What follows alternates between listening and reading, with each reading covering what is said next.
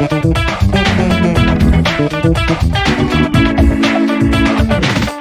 يوم المباراة بالنسبة لأزيم غدا نتمنى أن يكون قادرا على اللعب، وإلا فإن هناك من سيحل محله. وكما قلت للاعبين سابقا سواء كان في التشكيلة الأساسية أم لا، يجب عليهم أن يكونوا على أتم الاستعداد ومستعدين أم لا، يجب عليهم أن يكونوا على أتم الاستعداد ومستعدين لمباراة الغد. مساء الخير، سؤال لوليد.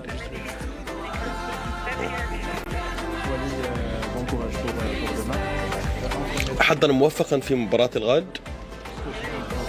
نحن نعلم المنتخب الإسباني، وهل تظن أنكم تعرفونهم عن ظهر قلب؟ هل تظنون أن هذا في صالحكم؟ الجواب نعم، عندنا لاعبين لعبوا في الدوري الإسباني. إنها بلد مهم جدا لكرة القدم المغربية، نحن نعرفها ونحبها، والكثير من الفرق، ولكن لأننا نعرف أسلوب لعبهم، هذا لا يعني أن الأمر سيكون سهلا، وسيكون المباراة صعبة أيضا في مواجهة جميع الفرق. وكما قلت للاعبين أننا في مباريات كأس العالم كل مباراة نخوضها هي أشبه بالنهائي. الآن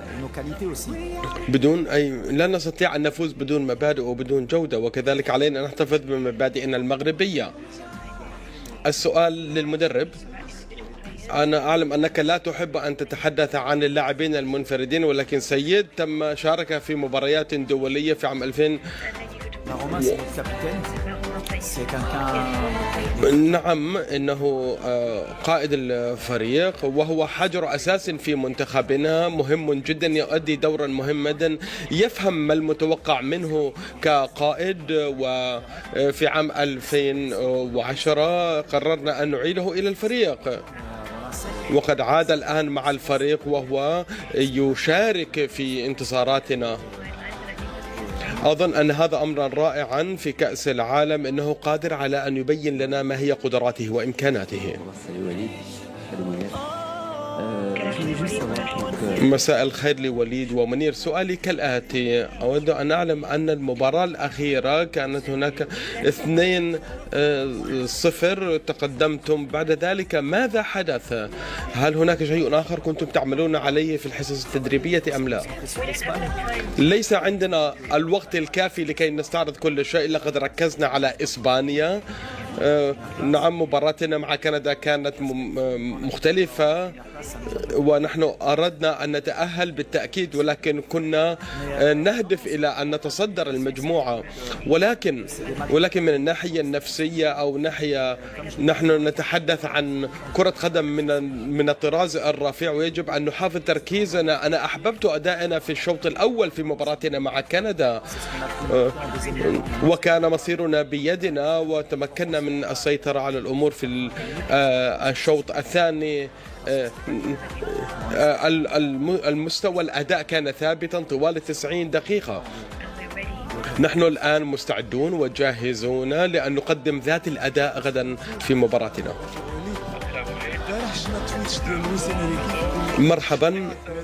بالأمس رأينا تغريدة لويس إنريكي، وقال بأنهم كانوا مسترخين.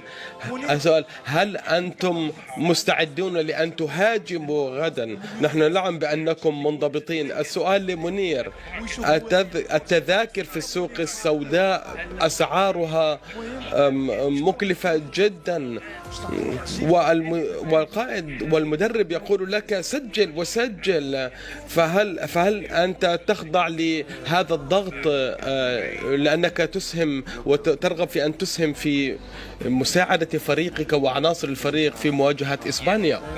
الجواب: نعم، نحن نحاول أن نسعد مشجعينا، ولكي نتمكن من لا شيء مجزي أكثر في الحياة من أن نرد لهم التقدير. وهذا كان توقيت مثالي ومباراة مثالية لكي يفخروا بنا ويعتزوا بنا كما نحن نفخر ونعتز بهم. لذلك نأمل بأن نتمكن أو نكون قادرين على أن نهديهم هذا الفوز، كل من هم هنا ويؤازروننا ويشجعوننا حتى في المغرب من جميع أرجاء العالم. جميع المغاربة سوف نترك ونقدم كل شيء في الملعب، وبالتالي ننال هذا الفوز الذي يستحقه هذا الفريق. لويس انريكي ليدر بالنسبه لي ما كانش شي حاجه اللي احنا مر الماتش خلينا. بالنسبه لويس انريكي لم يكن بالنسبه لي شيئا يذكر بالنسبة لنا في مباراتنا بعد الشوط الثاني. مع المباراة الثانية نحن أخذنا استراحة واللاعبون يحتاجون إلى وقت استراحة. هذه كرة قدم. الأمر المهم بالنسبة لي أن عندهم مدرب رائع، أحب شخصيته وأحب طريقة تعامله مع الضغط، وهذا يجعلني أحب كرة القدم. كما يعلم الجميع هذه وظيفة بالغة الصعوبة، وكيف يتعامل لويس إنريكي مع الضغط، وربما أنا سأقلده. إنه محق. يجب أن نزيل القدسية عن كرة القدم. إنها كرة قدم نستمتع بها، وهذا ما أقدره ويعجبني في لويس. السؤال الجميع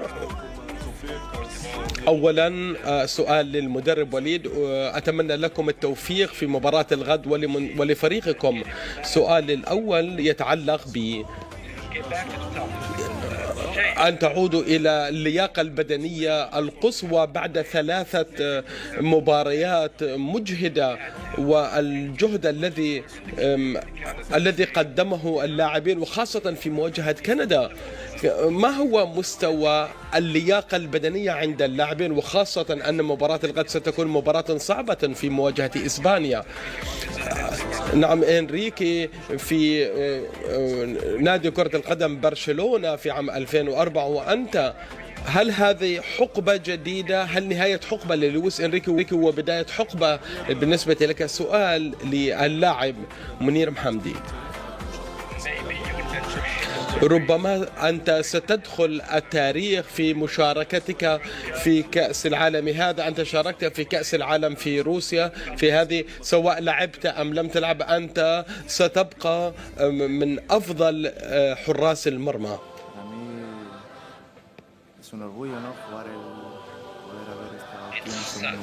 الجواب: إنه لشرف كبير لي أن أشارك هنا في نسخة كأس العالم الثانية مع منتخب بلادي.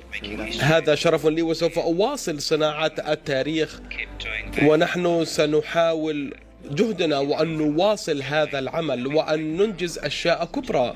الأمر المهم هي أن نفوز في المباراة التالية وأن نسعد جميع المغاربة ونجعلهم فخورين بنا.